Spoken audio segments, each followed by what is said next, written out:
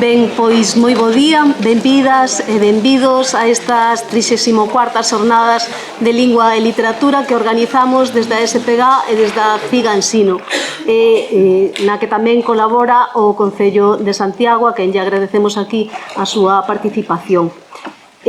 Agradecemos tamén a vosa presenza, sabemos que é un esforzo que asistades nun sábado todo o día, nun sábado soleado ademais, nun momento no que o que predomina é a formación a distancia, que é a que, digamos, nos ofrece a nosa patronal, a Consellería de Educación.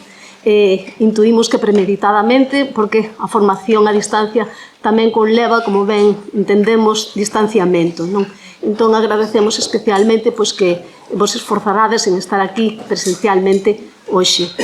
Ben, hoxe temos o orgullo, a honra de poder inaugurar estas xornadas con Manuel Rivas, que é quen nos acompaña. Manuel Rivas é unha das figuras máis emblemáticas da nosa literatura contemporánea. A súa traxectoria conxuga compromiso, beleza, estética e rebeldía. Manuel Rivas, nado na Coruña no 57, é poeta, narrador, xornalista, ensaísta e membro permanente da Real Academia Galega, na que ingresou no ano 2009 pronunciando o discurso A Boca da Literatura. Desde os seus primeiros libros de poesía, como o Libro de Entroido, ou Balada nas Praias do Oeste, Moicania ou Ningún Cisne, pasando por O Segredo das Cousas, A Boca da Terra, ou a máis recente, O que fica fora, Manuel Rivas foi tecendo unha voz propia, cunha mirada fondamente galega e universal. A súa escrita, chantada na terra galega pero cos ollos postos no horizonte, ou no oco que este deixa, xa que del ten dito recentemente que mesmo o horizonte nos rouban, convida á resistencia e á reflexión de xeito constante. Outra das facetas de Manuel é a de guionista. É autor do guión da serie Oeste que visualiza o mundo do narcotráfico en Galiza tomando como referencia Todo é silencio e Vivir sen permiso, que a súa vez serviu de base á serie homónima da que tamén foi co-guionista. No eido da narrativa, debutou con Todo ben no 85 e no 89 acadou o Premio da Crítica Española con 1 millón de vacas, conxunto de 17 relatos que foi traducido a varios idiomas e que significou a súa proxección internacional.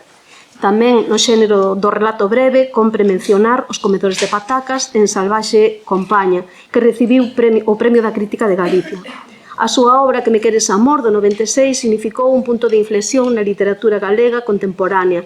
Este libro de relatos, no que se inclúe o xa icónico A lingua das bolboretas, foi recoñecido co Premio Torrente Ballester e co Premio Nacional de Narrativa e permitiu que a nosa lingua se visibilizase tamén no ámbito audiovisual a través da adaptación cinematográfica de José Luis Cuerda. A súa novela O lápis do carpinteiro chegou a ser a obra da literatura galega máis traducida a outros idiomas e adaptada tamén ao cine e ao teatro, consolidando como unha voz de prestixio tamén internacional. Outra das súas obras narrativas de referencia é Os libros arden mal, obra monumental galardonada con múltiples premios, entre eles o Premio da Crítica Española e o Premio da Crítica de Galicia. No 2019, deseano é As voces baixas, da que se ten dito que é fundamental para entender a obra do noso autor, polo que ten de raigame na súa infancia e adolescencia. A última obra narrativa tras do ceo, do 2004, xira arredor do capitalismo depredador, do poder de dominación, que, segundo o propio Manuel, ten declarado impregna todo e non únicamente en termos de dominación económica. Manuel Rivas cultivou, ademais, o xénero dramático no Heroe, levado á escena pola compañía Sarabela, e a literatura infantil e xuvenil en títulos como Bala perdida ou A nena lectora. Entre a súa extensa obra ensaística podemos mencionar Toxos e flores, Un espía no reino de Galiza ou Os grouchos. E por pousar a mirada nalgún dos seus ensaios, farémolo en Contra todo isto, do ano 2018, no que Manuel Rivas reflexiona sobre o poder como máquina de produción de medo e de indiferenza, a cal pavimenta o camiño cara á barbarie, segundo as súas propias palabras que recollemos dunha entrevista en Nos Diario. Nela fai tamén alusión Manuel á Lei Mordaza para denunciar o seu ataque e intimidación a sindicalistas, activistas, manifestantes ou simplemente persoas que din o que pensan, e propón unha rebeldía eficaz para lle facer fronte á manipulación da sociedade desde o poder. Rescatamos estas palabras por consideralas acaídas ao contexto deste acto, xa que moitos e moitas de nós, docentes próximas á CIGA Ensino e á SPG, Sabémonos e sentímonos, sen dúbida, parte desta ralea. En canto aos recoñecementos recibidos, entre outros, e ademais dos xa mencionados, diremos que a súa contribución xornalística foi recoñecida co Premio Fernández Latorre e o último día de Terra Nova obtivo no 2015 o Premio de Galicia en Lingua Galega. Tamén foi distinguido co Premio Celanova Casa dos Poetas. Decía eu que acaba de recibir tamén o Losada Dieguez na modalidade de creación literaria por tras do CEO e recentemente, aínda máis recentemente, onte nada menos, pois acaba de recibir tamén en Madrid o prestixioso Premio Cedro 2025. A súa obra é un privilexio para quen ensina lingua e literatura, porque lembra que a lingua é tamén unha forma de estar no mundo e de transformalo. Neste sentido, queremos recordar a súa actitude ante o decreto de plurilingüismo que lle levou a declarar que non asistiría a ningún evento no que estivera o presidente da Xunta e o seu goberno mentres non se derrogase o que el mesmo denominou o decreto de exterminio da nosa lingua. Na mesma liña, como non recordar e agradecer que nos dera, por exemplo, o poema Fonema, da familia das monocotiledonias fronte a do Toxo. Canto non empregaríamos nas nosas aulas un texto tan axeitado onte e hoxe para tratarmos a represión da nosa lingua ou para o autoodio que nos infrinxiron e aínda infrinxen. Falar de Manuel Rivas é falar dun referente, dunha ética da literatura, dunha poética da resistencia, dun compromiso cívico coa recuperación da memoria histórica e co ecoloxismo. É unha voz que dende o galego fala da beleza, da dor, da memoria, da esperanza ou do poder. Hoxe, cunha sementeira de conflitos bélicos como o palestino, sobre o que Manuel ten manifestado que reventou o corazón da humanidade, cuns proxectos como o de Altri, que ameaza con envelenar aínda máis a nosa terra, cunha situación de emerxencia lingüística que nos fai temer pola pervivencia da nosa lingua, contamos coa presencia de Manuel Rivas, do escritor que analiza, denuncia e tamén lanza mensaxes esperanzadoras, cheas de lirismo e rebeldía, optimismo e humor. Mensaxes, pensamos, que tanto precisamos como docentes se nos temos, como deberamos, por axentes de transformación da nosa sociedade. Para rematar, e tomando prestados os seus propios versos, diremos de Manuel Rivas que ben sabemos que el de falar, falará coa terra, como dicía na negra terra de Moicania. Mais hoxe contamos que o faga tamén con nós, como decía naquel outro verso de Emil de Ningún Cisne, porque mentres el fale non teremos frío.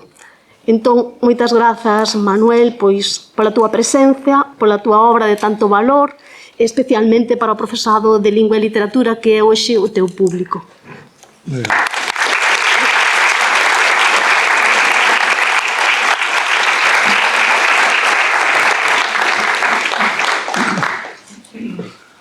Pois moi ben, moitísimas grazas. Nada, moi amable. Non sei, penso que xa contaches ti todo. No, moitísimas grazas. Estou moi ben tamén, como se comentou aquí, penso que efectivamente esta relación presencial, os encontros, que son un xeito de facer refuxios climáticos e unha forma fundamental, non, de relacionarse e de frear, non, digamos, esa tendencia ao illamento, unha época que poderíamos decir na que iso que se chamou neoliberalismo foi derivando tamén nun meténdose no interior das persoas e derivando no que poderíamos definir como un individualismo tirano, non? Entón, todo o que se xa contrarrestar iso é unha oportunidade tamén para min para saudar a todas as persoas que traballades no ensino. Penso que é unha fronte aí de primeira liña en tantísimas cousas, non? E que tamén é un dos núcleos que está a ser bombardeado, non? Vemos como o ensino público, como as universidades, como a ciencia, non? Todos os espazos de pensamento crítico pois son obxecto dunha guerra, mesmo definen así aqueles que queren bombardear ese núcleo fundamental para a comunidade cando falan de batalla cultural, non? Ben, pois aquí estamos para falar. A min gústame a idea de falar da miña obra, só a penso no sentido de falar pois do do proceso literario, que é un proceso tamén de coñecemento, un proceso, dende logo, de pescuda estética, de pescuda do descoñecido, unha descoberta continua, incesante, mas tamén entendo que un camiño que ten moito de común. Fálase o mester de escribir, da literatura, como moitas veces tense dito como un oficio solitario, e si pode ter moito de solitario, de intres de fragilidade, de caer e levantarse, mas tamén penso que posiblemente dos traballos máis acompañados que hai, porque todo fala e todo, digamos que merece ser visto, mesmo aquilo que non está ben visto, e ben, entón, quero dicir que non falarei tanto de obras en concreto, se ben o caso, pois falamos, pero a min o que me interesa é justamente ese andar, ese camiño, que é un andar campo a través. Nunca, a literatura ten pouco que ver co trazado dunha autoestrada, digamos, que leva dun punto a outro, pero que queda toda a trama dos camiños, dos carreiros, dos sendeiros, mesmo da natureza virse, que é onde procede camiñar. Teño aquí diante o Toxo, así que xa me sentí moi ben, nada máis velo, ao chegar. Agradezo moitísimo esta benvida.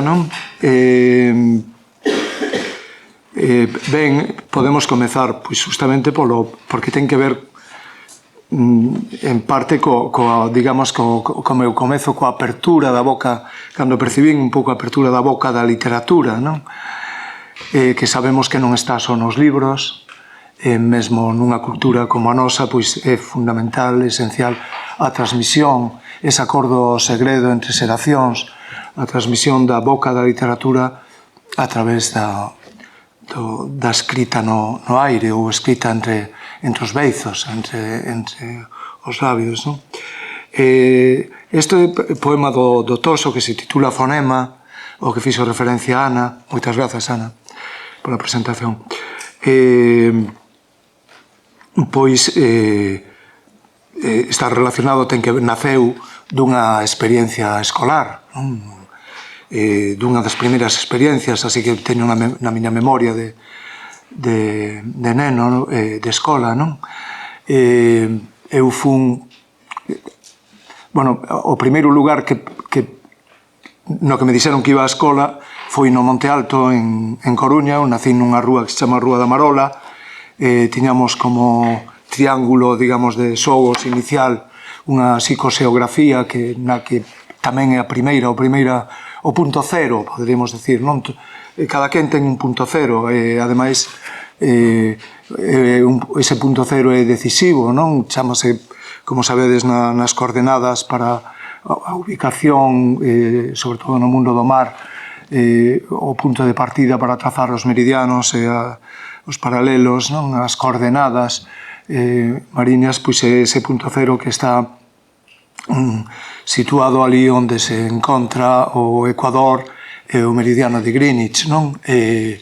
Ali a altura de Guinea, e justamente dende ali trázanse todas as coordenadas que despois aproveitaron pois toda esta tecnoloxía, toda esta xeolocalización, non? Os GPS e todo iso seguen utilizando esa referencia extraordinaria do punto cero, e mesmo ali hai un cacharro, chamémosle así, futurista, que lle chaman a illa inexistente, que esa illa inexistente cada vez vai medrando máis, porque justamente é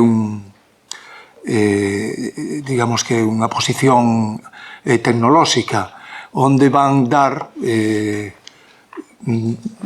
curiosamente unha función principal dese punto cero é onde van dar as chamadas perdidas, as chamadas que se perden, ou as procuras, non, que facemos a través dos GPS e dos Google Maps e todas estas aplicacións e historias, pois, digamos que precisamente é posible localizar algo porque hai outro lugar que é como un depósito de chamadas perdidas, penso que é un lugar moi literario, extraordinario, non? De algún xeito a literatura tamén é esa illa inexistente onde van parar moitas chamadas perdidas ou aquilo que poderíamos chamar o que fica fora, non, dentro deste mundo no que si non estás, digamos, presente, si non estás no allo, si non estás continuamente frejando no chisme, non? Como di un personaxe de Tras do Ceo, pois semella que estás fora de xogo, que sería, digamos, se no mundo da literatura ten tanta importancia na súa orixe e a través dos tempos, digamos, o consuro do medo, non? O primeiro medo, ademais, o medo posiblemente máis tremendo que abanea máis a condición humana é o medo ao abandono, que está tan presente en todos os contos, non? En todas as narracións que nos deron, que nos avalaron no berce, non? Ou que proceden, onde se foron formando esa herdanza que comentaba antes de transmisión de acordo secreto entre xeracións, non? Que, por certo, bueno, sabedes que eu vou falando un pouco así por curvas, non? Que é o xeito que máis me gusta de falar, con subordinadas tamén. Decía que isto estábamos a falar do medo como orixe da necesidade de contar historias da literatura, non? Dende as súas orixes, posiblemente o que máis, ao mellor damos de voltas a que o que definiría o ser humano que tería de singular, e eu cada vez estou máis convencido que é justamente pois esa condición, esa necesidade de ser que conta contos, que necesita contarse historias, non?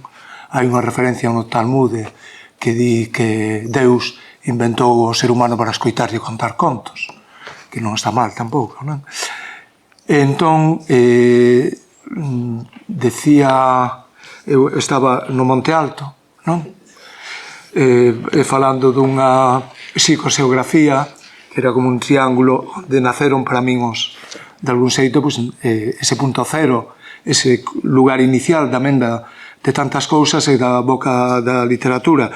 Ese triángulo, ese punto cero, tiña como coordenadas, por un lado, se vos ponedes de fronte a que é o faro de Breogán ou Terro de Hércules, pois que era o lugar, claro, principal de referencia, era tamén o lugar dos adeuses, todos e todas tiñamos emigración na casa, e como sabedes, entre o faro un illote que hai ali que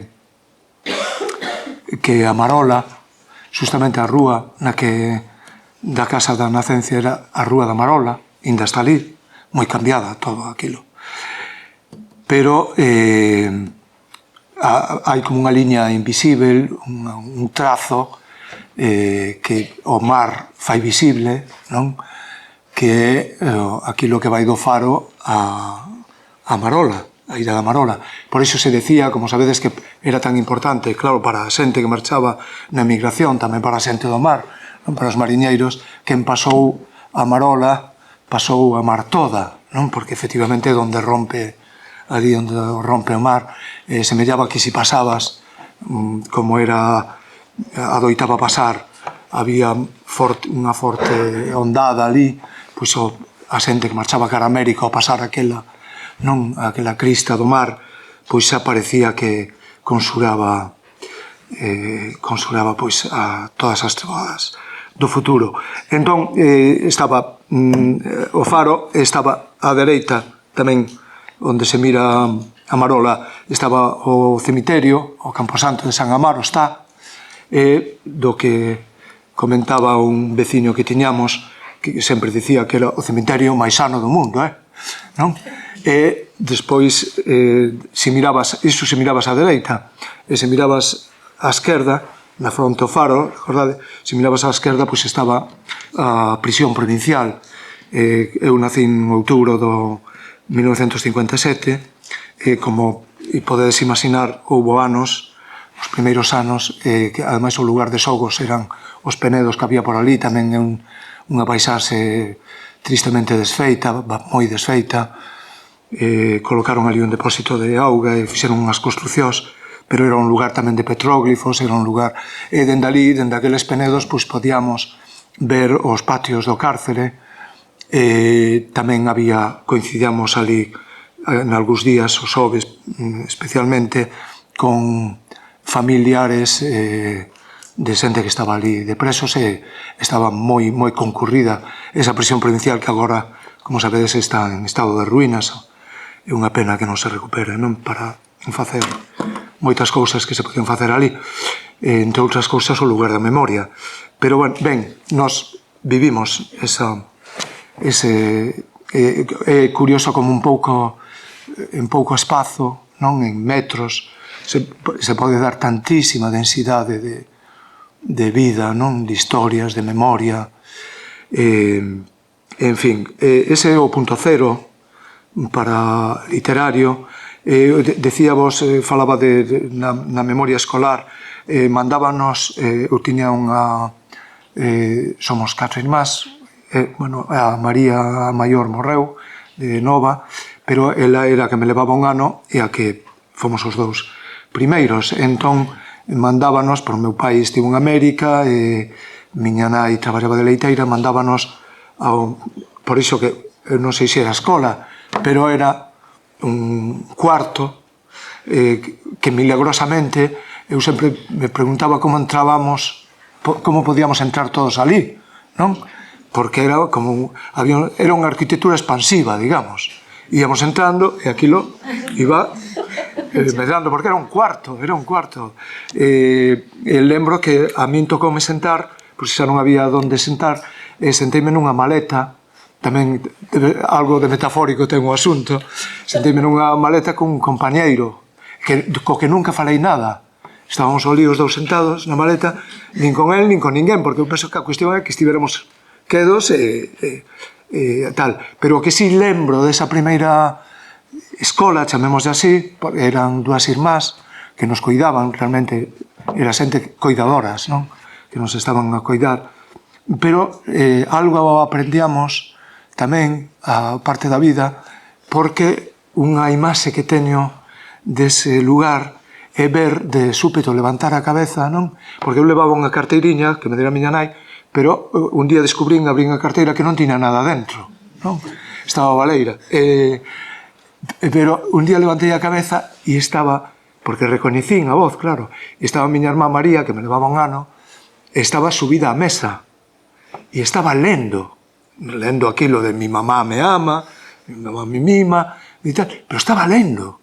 E eu lembro que foi unha visión milagrosa, non? Así como de ver a miña irmá que estaba, entón deulle a mestra un plátano, e eu dixen, teño que aprender a ler rapidamente, a ver se me dan un plátano, non? Ou algo, a ver se me dan algo e tal. Entón, a seguinte escola, que esa sí xa foi escola, porque nos fixemos, digamos, unha especie de, sí, unha peregrinaxe, que foi dende ese, digamos, o que é ese cabo, esa proa de pedra que é o Monte Alto na Coruña, pois fomos, cando volveu meu pai, el puxos a facer o que chamaba un ranchito, porque era todo o objetivo da súa emigración, era conseguir diñeiro para mercar un terreo, que é onde está agora a zona universitaria de Coruña. Pero claro, daquela era un monte que non había nin camiños, non? Había uns tosos altísimos, entón, a escola máis cercana, que era ali en Castro de Viña, chamabanlle o catecismo, ainda está ali.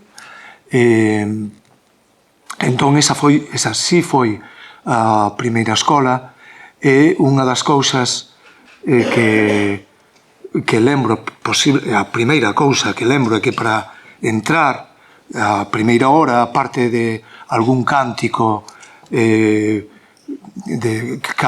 tipo cara al sol, que non era precisamente ecolóxico, non? Pois algún cántico, o mestre que tiñamos, que se chamaban Don Bartolo, entre nós, Cabalo Branco, polas dimensións que tiña e polo pelo, non? Iso pasaría a calquera, o do pelo branco. Entón, el era da escola de Freiné sin sabelo, non? Porque facíanos uns exercicios logopédicos que un deles consistía, que eu utilicei, claro, literariamente, porque foi das cousas que me quedaron. Fago un pequeno retroceso, porque falando da boca da literatura, que hai como dúas cousas, dúas frases que teñen ese carácter fundacional, de punto cero, non, que dá lugar, despois expándense, son como sermolos, non? Que van levedando, non? Cando estábamos ali no Montalto, a veces quedábamos sós na casa, era un baixo, miña nai saía rapidamente, iba cos erro, tiña que ir a algún sitio ou outro, aproveitaba, e ás veces quedábamos sós. Había unha veciña que de cando en vez viña a mirar por nós, pero en algúns casos quedábamos miña irmá, que era que andaba ben, e eu que andaba daquela maneira, así, tipo charló, pois quedábamos na casa. E lembro de estar xogando, eu estaba xogando con un pequeno camión, o que intentaba subir unha cascuda que se resistía para transportala, non?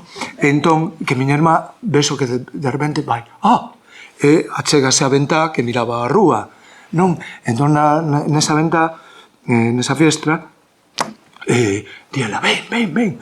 Entón, eu tamén, tiqui, ala nos poñemos, non? Que a cara pegada ao cristal, ao vidro, e era un espectáculo maravilloso, un retablo das maravillas, non? Porque pasaban músicos, que supoño que era a banda municipal, ou unha parte da banda municipal, e pasaban xente na miña imaginación, iban tirando serpentinas, non sei se era tipo payasos ou algo así, pero nos estábamos maravillados, claro, e botamos foguetes e tal, era festa. Estábamos ali mirando, pero de repente botáronse en riba nosa, na fiestra, ocupando completamente aquela pantalla, unhas cabezas monstruosas, e nos corremos chorando e metémonos no baño, no pequeno cuarto de baño que había. Entón, cando volveu miña nai, oímos a voz anguriosa da miña nai chamando por nós, porque entrou ali e non nos vía. Claro, imaginade como pode ser, se nós estábamos abraiados ou asustados e chorando, imaginade a voz da nai que volve e non encontra no niño aqueles seres que deixara, non? Sempre andaba a correr, e claro, chega ali e non estábamos. Entón, chamando por nós, María, neno, e por fin María abre a porta o pestillo, non? Que pusera o pasador, e miña nai que nos abraza, e dice, pero que facedes aí? Onde estades? Ou por que estades aí? Non? Entón María contoulle, uns monstruos na ventana, había uns monstruos, e miña nai se quedou pensando, e de repente rise e dinos, monstruos? Eran os cabezudos, eran os reis católicos. Entón, o primeiro medo da miña vida, medo, foron os reis católicos. Tal cual, non? Que despois os vin por ali, andaban por alá, ainda andan, me parece. Andan, non, entre os cabezudos de Coruña, así históricos, os reis católicos. Fixade que lección de historia nos deu miña nai, non? Como nos situou, digamos, no contexto histórico deste estado, non? E ali quedou o primeiro medo dos reis católicos. Entón pasamos, esa é unha das... Cando eu penso despois, sempre son poucas palabras, non? Monstruos, burriños, non? Eran os cabezudos, eran os reis católicos. A mí parece que é unha frase de Shakespeare, non? Ou así, pensando nela, non? Tan poucas palabras como compendia e tal. E despois está a da escola, este mestre que vos decía, que inconscientemente era da escola de Freinet, porque facíanos decir frases do tipo: los pájaros de Guadalajara tienen la garganta llena de trigo. Que foi do primeiro que tiven que aprender ali naquela escola, que tivemos que aprender. Entón, claro, era unha cousa... Despois pensas no surrealismo, pensas a medida que vas avanzando, non? Porque a frase é extraordinaria, non? Entón, claro, foi de onde naceu o poema Fonema, non? Desa frase, porque decía: do máis aló da gorsa dun profundo e misterioso fol saíannos sons que debíamos matar. Repitan, dicía o mestre: los pájaros de Guadalajara tienen la garganta llena de trigo. Pero Lolo Dorrito, meu amigo, dicía que los pájaros de Guadalajara tienen la garganta llena de trigo. E o mestre dáballe un pau. A min costoume moito traballo dicir sin respirar que había plantas monocotiledóneas. Mas nunca dei sabido, nunca nos lo dixeron, de que familia era, se é que tiña os tosos que douraban os montes de Galicia. Ese poema naceu dali desa escoliña, non? Do catecismo, porque, ademais, o que víamos pola fiestra eran os tosos. Bueno, había algunhas ovellas, pasaba alguén... Era un lugar, o Castro del Viña, aínda é, ademais, unha aldea resistente, extraordinaria, que se mantén ali, onde foron construindo arredor as facultades, e, como sabedes, ademais, está ali o Castro del Viña, que tamén ten a súa historia literaria, non, extraordinaria para min, porque chantaran xusto no Arasolis desa cidade que debeu ser extraordinaria, claro, ainda polo que se ve, non? Era un lugar para nós de xogos, é dicir, nós xogábamos a buscar tesouros no Castro del Viña. Apareceron no 57, justamente, o tesouro de Castro del Viña, que ten unha das pezas máis louvadas e máis admirada de toda a ourivería céltica, non? Que é a diadema do Castro del Viña, que pecha un ánade, a diadema, que era, como sabedes, os parrulos, os ánades, as aves migrantes, eran as que conectaban o aquén co alén, non? Ben, iso apareceron no 57 e dixeron, pero se encontraron ali un tesouro no 57, tamén podemos encontrarlo nós, un pouco despois, non? E ela andábamos, deixábanos, ademais, como había ferramentas nas casas, bueno, que estábamos entretidos, e ala íbamos a cavar o castro e tal. O que pasa que había un problema, que chantaran xusto no Arasolis unha torre de alta tensión de Fenosa, que ainda quitaron hai pouco, o que costou que quitaran aquela torre. Pero fixadevos que puntería a de Fuerzas Eléctricas del Noroeste, non? Que foron chantar no Arasolis ali xusto en riba aquela torre de alta tensión que facía esa vibración, sabes? Ese zunido, non? Que resultaba inquietante. Nos andábamos por ali por debaixo, pero de cando en vez, cando viña, non, así algunha treboada, que viñan con bastante frecuencia as isóbaras todas a visitarnos, pois sí que causaba certa tensión, non? Entón, isto ven a conto de que justamente o mestre, este mestre na escola, el era unha persoa moi apodítica, moi dominante, moi do estilo que era. Era un home falancista, en todo, notábase tal.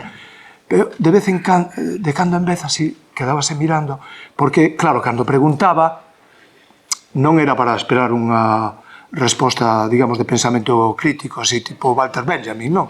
El preguntaba canto é 3x3 ou calquera cuestión directa que non requería ningún tipo de curva nin de circunloquio pola nosa parte, non? Ou sabías ou non o sabías.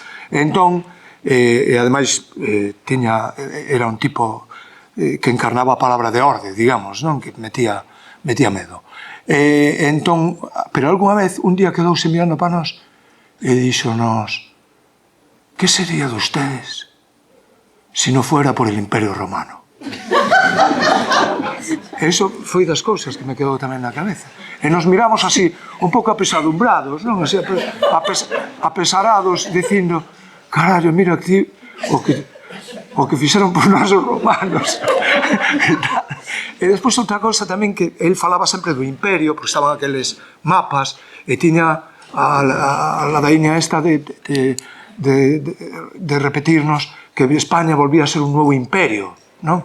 Curioso porque de fronte tiñamos Franco, non? A foto do ditador e o Cristo, pero Franco estaba arriba e o Cristo debaixo. As cousas tiñan a súa xerarquía, non? Sempre, de cando en vez que se chiva a cabeza, non? Que mirabas e tal, quedaba mirando pos dous, e sempre pensei que o de arriba matara o de abaixo, claro, porque o de abaixo estaba o pobre ali, e o outro estaba tan campante ali, non, mirando. Entón, cousas así que vas construindo, non, na escola. Para min iso ten que ver con unha das trazos así dos intereses, non, dos eidos de interés que é a memoria, non, chamemos de histórico a memoria, non, entón tamén el decía aquilo do novo imperio, España volvía a ser un imperio, pero claro, nos mirábamos, había unhas, e además había ocos que estaban rotos e que levaban anos ali, entraban as correntes de aire, non eran cristais, eran tipo destes ladrillos, non, de cristal, así, e que algúns estaban... Bueno, ben, que visitábamos o ciclón das Azores con certa frecuencia por ali, entraba e entón el falaba do imperio, do novo imperio, onde nunca se puña o sol. Pero claro, nos mirábamos e ali sempre chovía, ou sempre, e dixemos, pois a nós o imperio ese non nos tocou, non? Porque claro, dicíamos, nunca se pone el sol, é desta, cando eres rapaz, estas ideas non son imaxes que teñen moita forza, non se pon o sol, e nos veña a mirar a ver onde carallo estaba o sol e non había maneira de aparecer. Bueno, rematando co da torre de alta tensión, eu tempo despois, lembro cando se empezou co tema de internet e todo iso, e había algún foro en que se discutía que si Galicia, si éramos celtas, non éramos celtas, non, celtas sin filtro, celtas e tal, e todos estes debates que había, entón eu procuraba, non lía así cousas, pero a verdade é que non me metía no asunto. Eu para min tiña claro interiormente, se non éramos, se os de Numancia eran celtíberos, non íbamos ser nos celtas, non? Pero bueno,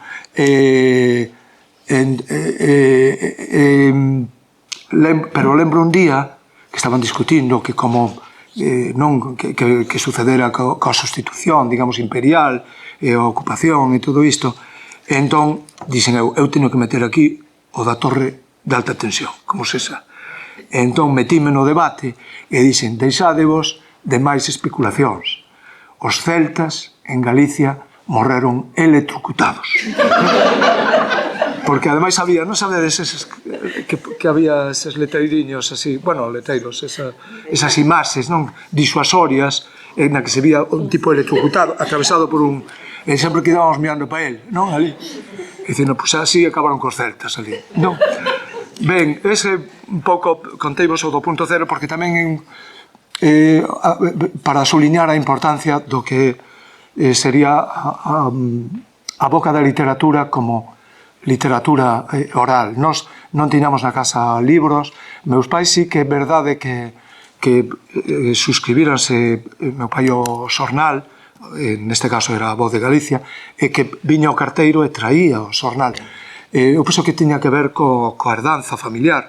Sempre os meus avós sí que eran lectores de xornais, non? Un deles, ademais, foi un dos cargos que tivo cando tentaron asesinalo no 36, porque era suscritor dun xornal republicano. Unha das cousas, digamos, dos pecados que tiña, non? Sí que se leía. Este avó, ademais, eu me acordo de ir con el de pequeno, e el tiña un casato, e tiña unha cualidade, gustaba de tanto ler, e tal, que el pillaba as follas co casato así, e clavaba o periódico, e dicía, neno, que pon aí, non? Entón iba eu, e lía tal, en Vietnam, non sei que, tal, e dicía, tal. Ben, a información, se se busca, está en todas partes. Entón, sí que se lía o xornal, pero non había libros, non había libros. Entón, os primeiros libros, eu lembro que comezaron a chegar, bueno, da man de miña irmá, que sempre iba por diante, pero ademais, cando eu tive unha, bueno, destas doenzas da infancia, que pasas un tempo... Entón, empezaron, alguén trouxo o último moicano, de Fenimore Cooper, non? E despois trouxeron, empezaron a chegar libros, o da Illa do Tesouro, de Xulio Verne, e eu estaba naquela cama, e chegaban os libros, e dicía, eu non quería poñerme ben, porque eu estaba de maravilla ali, metido, veña viaxando de aquí para aló, e veña, non, vivindo aventuras, e vivindo historias, non? Pero deuse ese cruce entre a literatura oral, vivín ese tempo, sobre todo vivino, hai escolas inesquecíveis para min, como a taberna, a única taberna que había en Castro del Vina daquela era a taberna de Leonor. A taberna de Leonor, eu, a verdade é que fui unha universidade, pero universidades como aquela non a coñecín, non? Era algo extraordinario, non? As cousas que escoitabas, o que, non? Que aprendías. E despois tamén hai outra escola do relato fundamental, que era a casa do meu avó, porque a avó xa non vivía, morrera, eu non a coñecín, do avó materno, que era en Corposanto, perto de Tabeallo, nas Mariñas Coruñesas, que era o lugar, ele era labrego, non?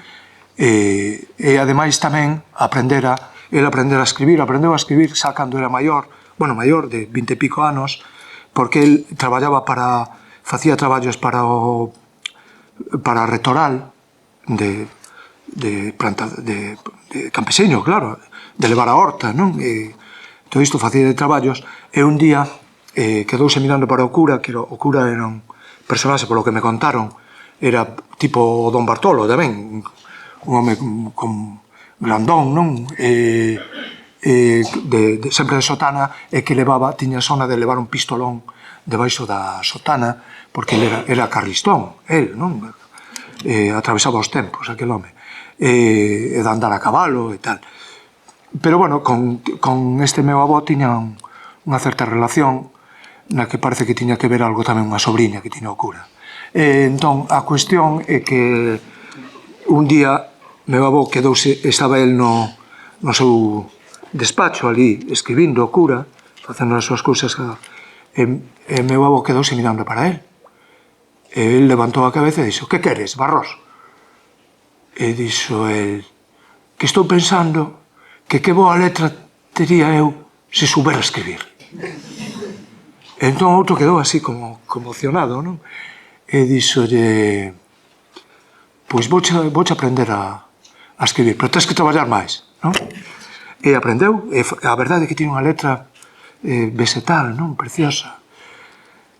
Ben, nesa casa do avó Manuel, que tiveron 5 fillas e 5 fillos, xa digo que miña avó morreu nova, era un lugar ao que íamos moito, pasábamos ali tempadas, miña irmá a maior e máis eu, e había algo extraordinario, que era xente que durante o día moi calada, moi traballadora, non se paraba de traballar, non?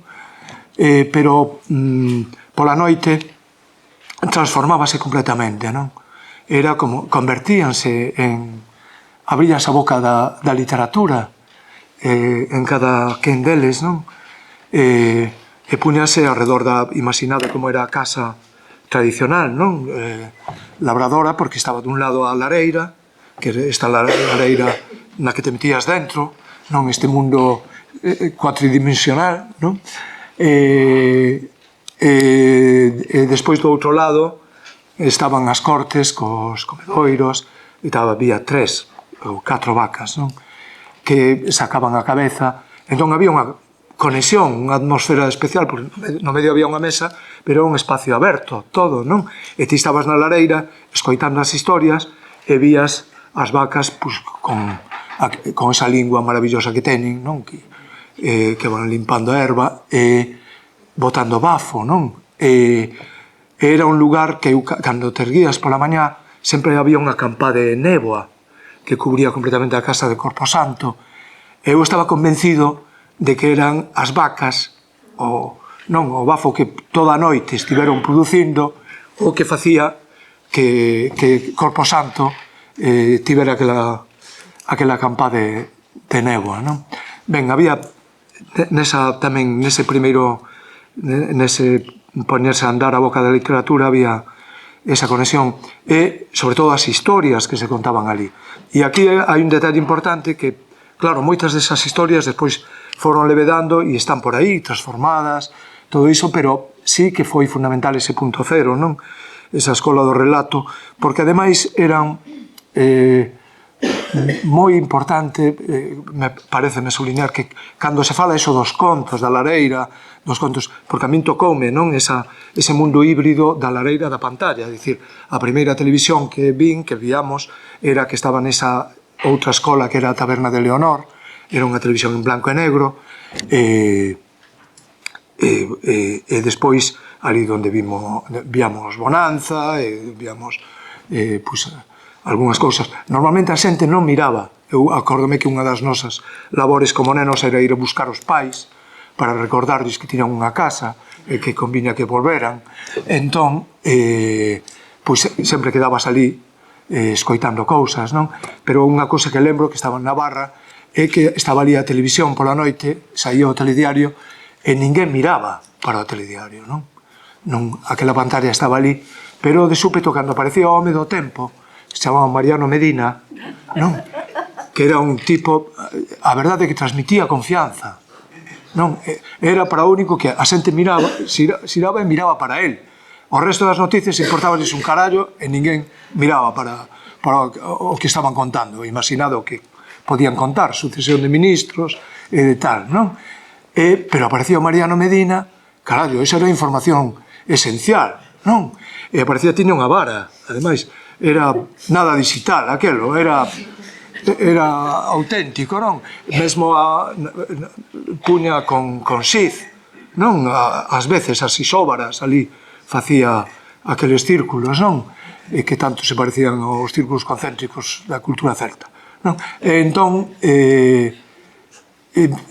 todos tiñan as gafas tamén concéntricas, non? Os lentes, lembro que todo o mundo se puña a mirar, e cando dicía que a vara, non? Porque mañana entrará por el noroeste el ciclón de las Azores, e todo Dios daba a impresión que abaixaba a cabeza, non? Porque era como se a vara se pusera non pasaba pola nosa casa, a vara, o punto da vara estaba xusto no tellado da nosa casa, tal cual. Bueno, pois entón ese mundo híbrido, non? Ese mundo híbrido, a ver como conto todo o resto en 5 minutos. Porque estaba empezando. A ver, entón, que o tipo de literatura oral, non, que nos alimentou ali, que mamábamos, era, por suposto, que falaban de meigas, que falaban de Santa Compaña, pero do que máis se falaba era da inmigración, das historias da inmigración. Que non estivera na inmigración, dende logo, si tiña xente e tiña historias que contar. Ese avó que aprendeu a escribir era quen facía cartas, non? Había 1 ou 2 días a semana que se xuntaba a xente ali na casa de Corposanto e el facía cartas para América, non? Lembro aquela mesiña que tiña, e mesmo como chegaban de volta postais tamén, de ver ali destas postais coloreadas, non? De ver ali pois a Estatua da Liberdade, de ver Bos Aires, de ver Montevideo, de ver a Pampa, non? Digamos que chegaban noticias, era a aldea global, aquilo, non? E contábase cousas de migración, contábase cousas dos fuxidos. Miña nai, unha das cousas que lembraba de nena, que lle daban, tiña que ir cas vacas, era nena vaqueira, como o resto, non? Dabanlle de cando en vez un atado con algo de pan, con cousas, e dicía, onde tiña que deixalas, non? Ali nun oco duns penedos e tal, e dixiche, para, a Guardia Civil, que pa ti e pa teus irmáns, Entón, ela é unha das cousas que lembra, digamos, de levarlle o pan aos fuxidos. Entón, falábase dos fuxidos, falábase tamén de serie negra, que había, claro que había, porque como había as pelesas que había, as loitas a navalla despois a mellor dunha verbena, quero dicir que estaban todos os xéneros. Cando falamos de literatura oral non estamos a falar só dunha tradición folk, non? Senón que estamos a falar realmente de todos os eidos, non? Da vida. E si, esa foi unha escola, e por suposto estaba o mundo erótico. O mundo erótico que normalmente era cando che mandaban para a cama, non? Cando aparecía un momento máis interesante, e mandabanche para a cama. Pero o que pasaba? Que había entre esa lareira e as cortes, non? Estaba unha escaleira de madeira de pino, de piñeiro, que además tiña unhas paredes, non? Era como un funil que che levaba ao lugar dos soños, ao sobrado, non? E que pasaba? Que nós o que facíamos era parar ali nos chanzos de arriba e escoitar. E entón a boca da literatura seguía subindo polos chanzos e escoitábamos aquilo que non se podía escoitar, non? E aquí, pois, podría comezar a falarvos do tema que nos traía aquí. Que, ben, hai en Goya, lembro especialmente, ademais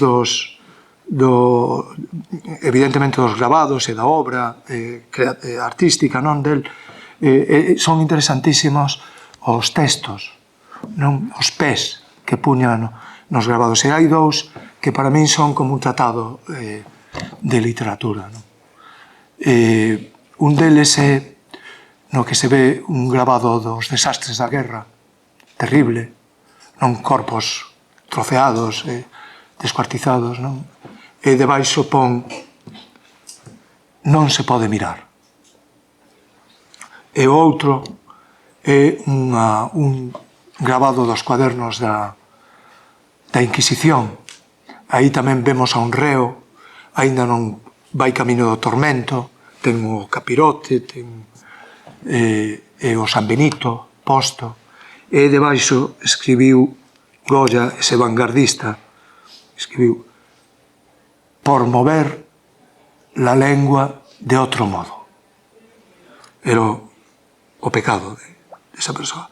E eu penso que a literatura, por unha parte, ir mirar aquilo que non se pode mirar, non? Ver o que non está ben visto, porque está tapado, está oculto, está agochado, ten medo a deixarse ver tamén, ou resulta incómodo, ou resulta molesto, non? Para o establishment, non? Para o mundo establecido. Entón, mirar o que non se pode ver, mirar o que non está ben visto. E o outro é mover a lingua de outro xeito. Mover a lingua de outro xeito é fundamental. É fundamental como se contan, que cousas contamos e como se contan as cousas. Non? Ten que ser como facer como os bimbios, os cesteiros, non? Esa utilidade, están a facer algo útil, algo que sirve, un porqué, e máis tamén o xeito en que se fai, non? Entón, penso que todo o camiño literario tiña que falar do autor e da súa obra. De algún xeito, o esencial son esas dúas cuestións, non? Sobre todo por mover a lingua de outro xeito, o mover a lingua de outro xeito, penso que é esencial, non? Porque non só se refire á procura, digamos, do que para min é a poesía, que é a precisión, sería a precisión, encontrar aquilo que diste, isto é o que estaba a procura, o que estaba buscando, a sensación de que nace unha planta nova, unha especie nova, un lepidóptero, algo que está que nos di aquilo que estábamos procurando, non?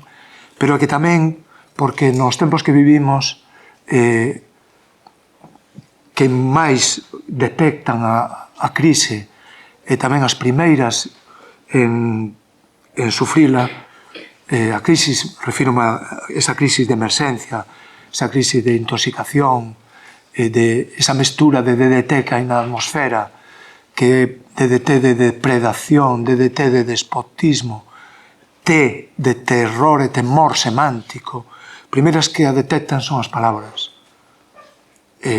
Doblemente, cando vivimos nun contexto cultural como o noso, en que esas palabras aínda paradóxicamente, malia vivir nun autogoberno que debería ter como primeira labor ese rescate da lingua, sofren ese dobre terror ou temor semántico. É dicir, cando falamos de contaminación, de intoxicación e de extinción, tamén estamos a falar das palabras. No dobre sentido, palabras, como pasa en Galicia, de palabras que están, a igual que aos vagalumes tamén, hai palabras que están en extinción, é unha lingua que está en perigo, mas tamén o sentido, o que está a pasar co sentido das palabras. Para min, escribir a literatura é unha primeira obriga, diría eu, máis que misión, unha extraña obriga, é traballar co sentido das palabras, custodiar o sentido das palabras, que non perdan, que non sequen as raíces, que non estén feridas, que non estén fusidas e, sobre todo, secuestradas. Eu penso que esa é a tarefa de fondo e a necesidade que temos cada vez máis da literatura. Grazas.